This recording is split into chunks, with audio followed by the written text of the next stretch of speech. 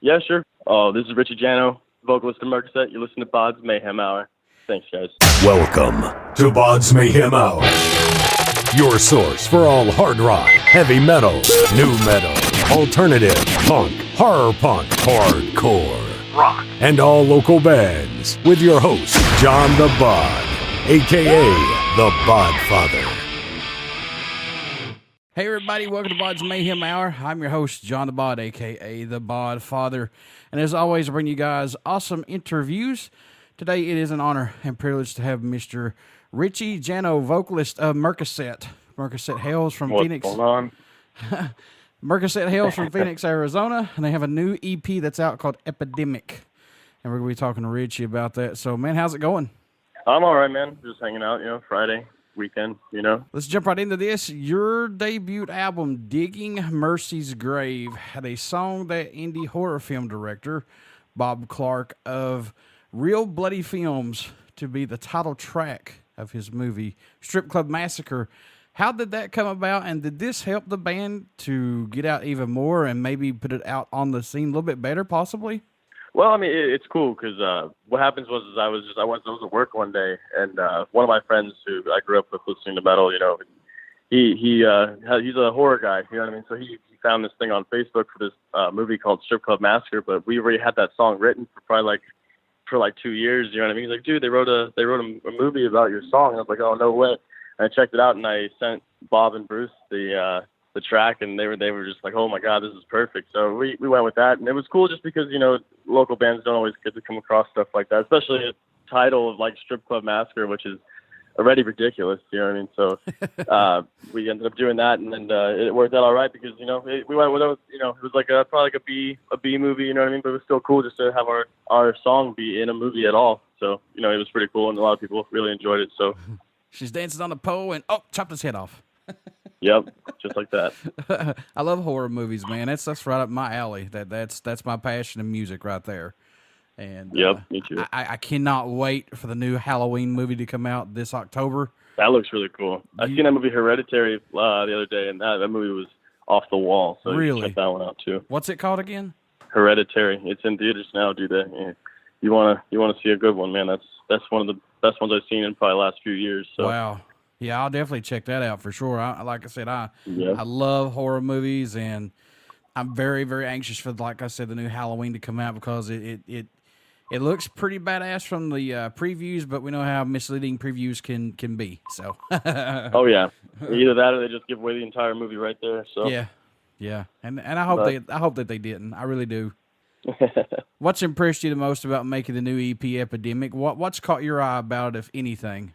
The coolest thing about this 5-track and Epidemic itself is Epidemic is basically the prelude to what the album will be called, which just whenever we announce that, I'll let that one go. But this is basically, the prelude, and then when it comes out, it'll be cool because it'll all run together nice. Like the concept will all work pretty well. But ultimately, Epidemic is cool because there's 5 different tracks on there that have, I guess, what I would call 5 different kinds of moods, 5 different attitudes that allow people, to see the different ways that we can manipulate emotion through the music, without making all the songs sound the same, going from track to track, think, oh, this one sounds like the last one. This one sounds like, no, you can differentiate between all 5 of these songs and have a uniquely good time listening to them, and play the CD on repeat without feeling like, damn, I just heard something just like this, 2 minutes ago. You know what I mean? From that, I'm not bored listening to this 5-track. You know what I mean?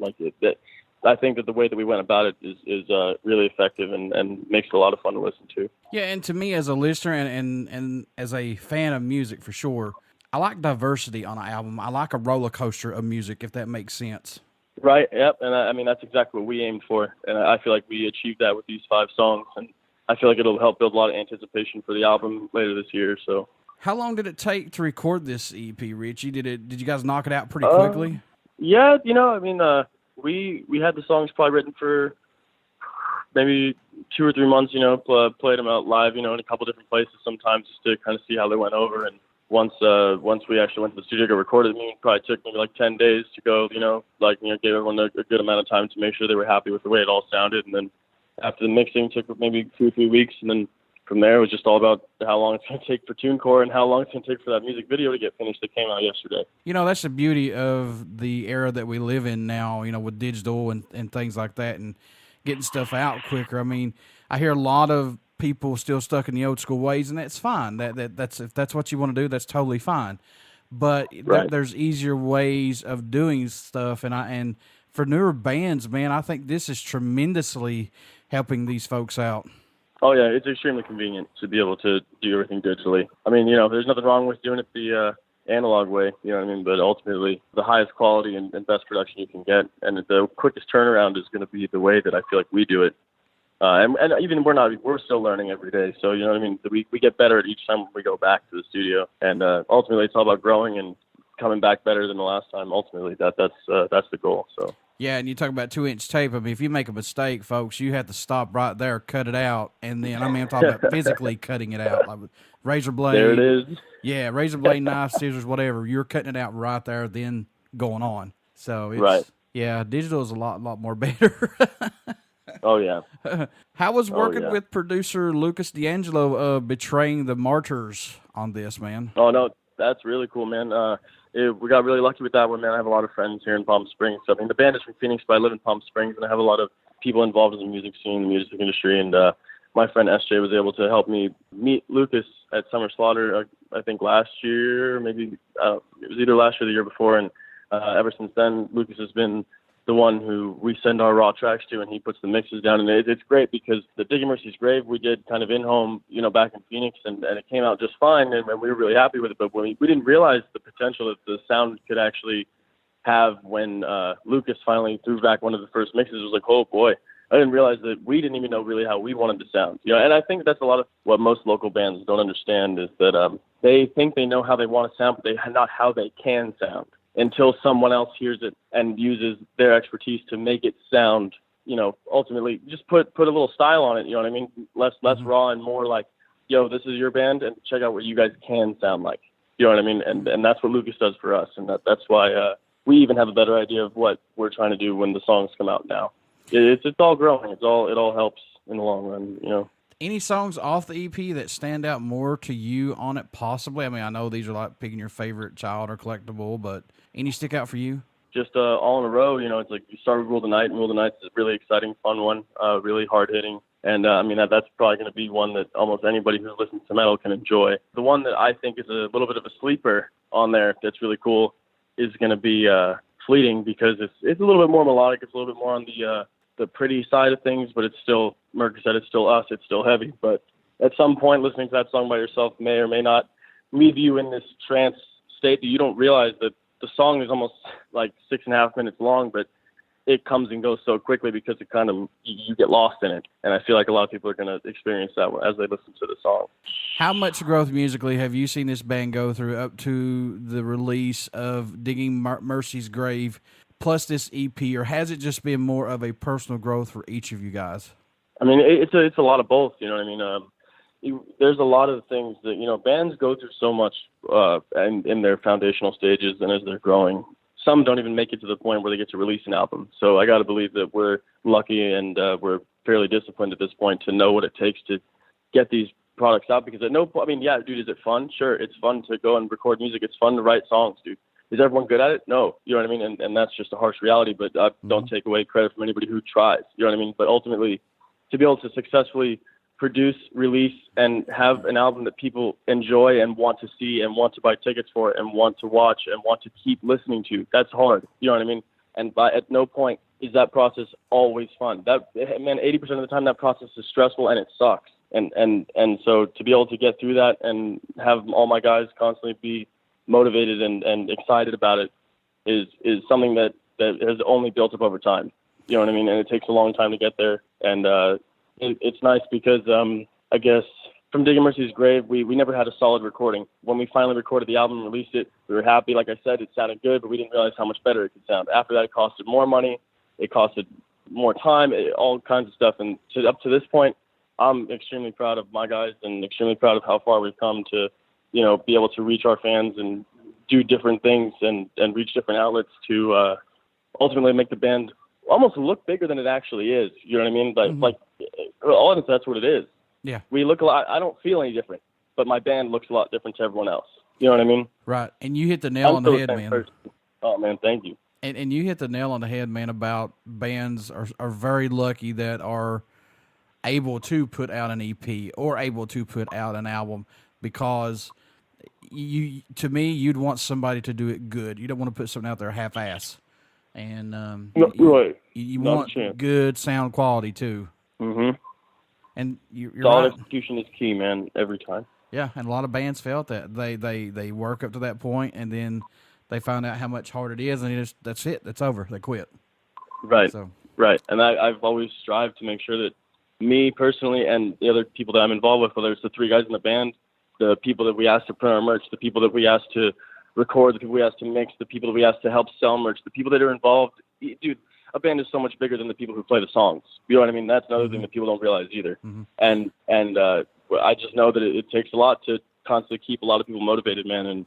And it's not that it's impossible, and it's not that only some people can do it. It's just that it takes discipline, man. It takes being able to get knocked down and get back up. And that's ultimately what being in a band is, dude. It's no different than trying to be a pro athlete. You know what I mean? You practice every day, you play every day, you do your best, you keep trying to run it. It's any dream, dude. If you want it, you have to go chase it. And I never believed more until recently that if you put your mind to something, you can do it. You know what I mean? Like, I always thought that was the most bullshit saying I ever heard from anybody.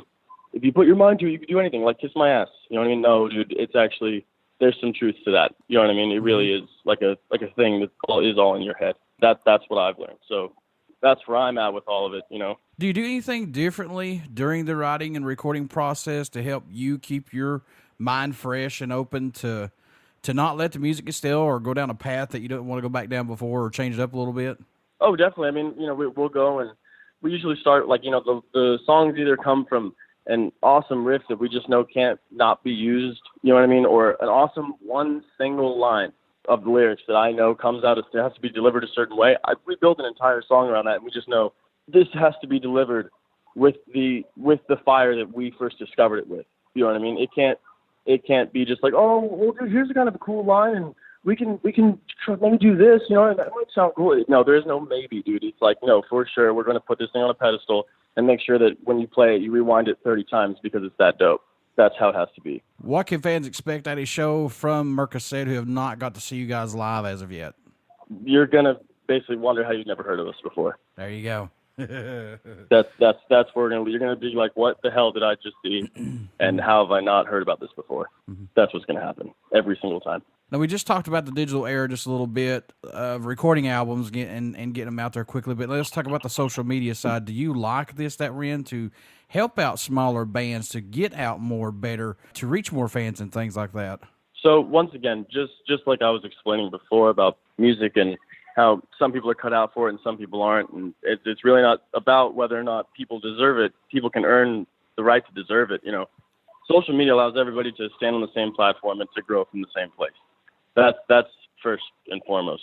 Second, it costs them a lot of money. I know a lot of people don't understand this. You know, things you can just share something on Facebook and nobody likes it, and that sucks. You know what I mean? No, bro, that's not how it works, man. There's things called algorithms, dude. It's a really deep, nasty place, the internet. You know what I mean? Mm-hmm. And if you want your band to be successful on the internet, it costs a lot of money. You know what I mean? And some people will argue, oh, well, they just pay for their likes. No, dude, you're not paying for your likes, man. Like, just let that notion go. It's not true. You know what I mean? It's a thing that's possible, but not everyone does that. Some people actually go out of their way to use Facebook as the tool that it has become.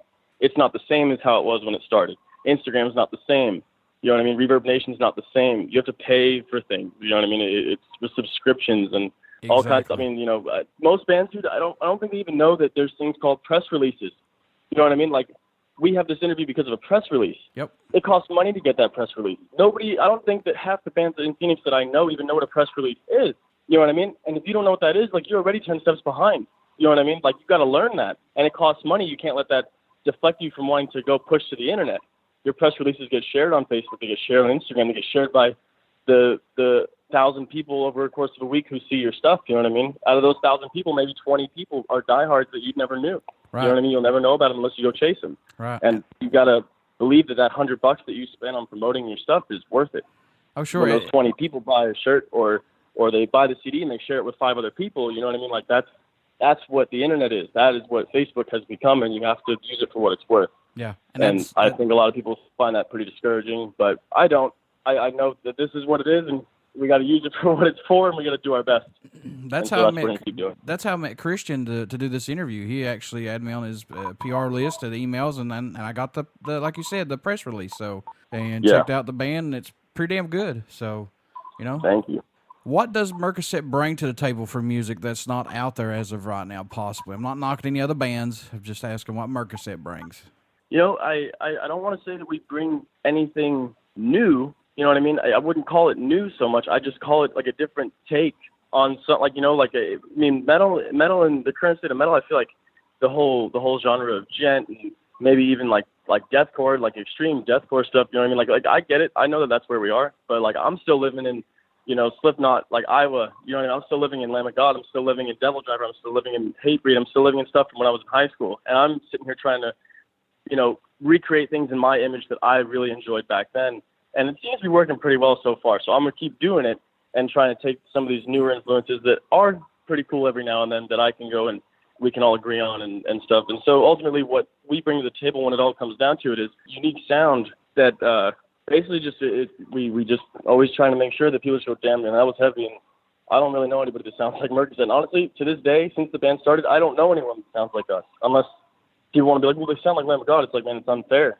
Just say that we sound just like Lamb because we don't. You know what I mean? I know that some songs might. I know that some things may sound like you can definitely see where the influences came from. But ultimately, Murkocet is a collective sound of things that are from all over the place that all sound their own way.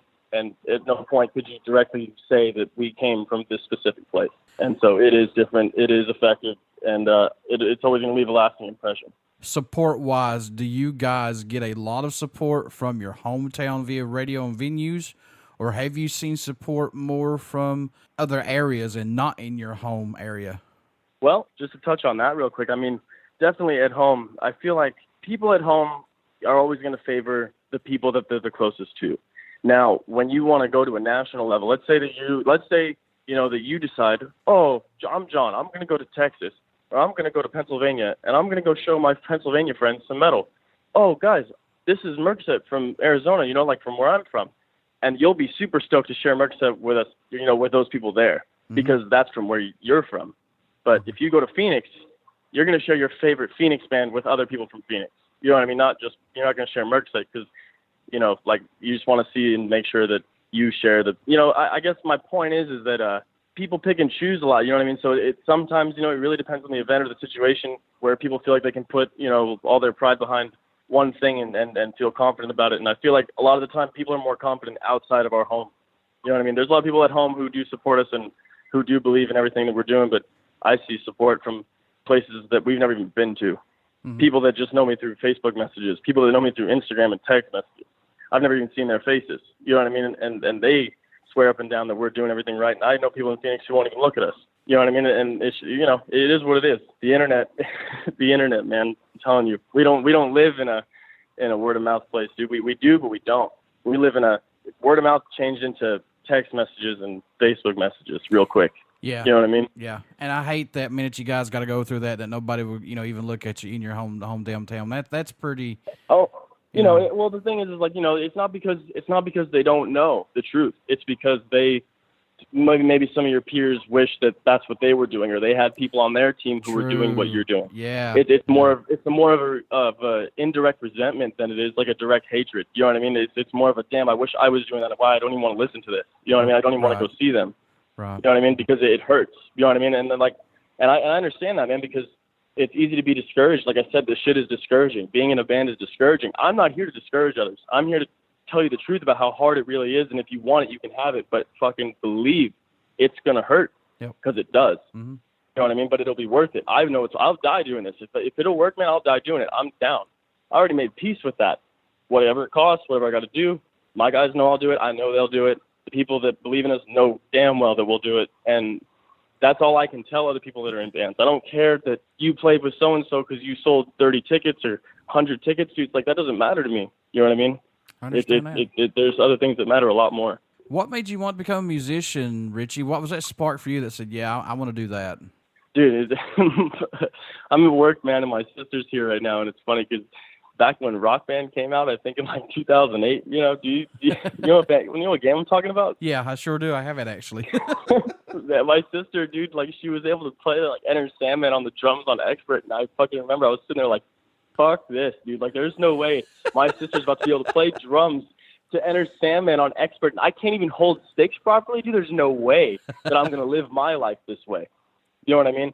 Yeah. And sure enough, I ended up learning how to do it too, and then I ended up taking it to a real kit and being really, really, really bad at drums for a while, and then, you know, practiced for a few years and it got better, and then I started to learn how to do vocals, and then we started the band, and then it kind of just rolled. And then when I realized the crazy stuff that we were starting to produce, I was like, man, like this stuff turns.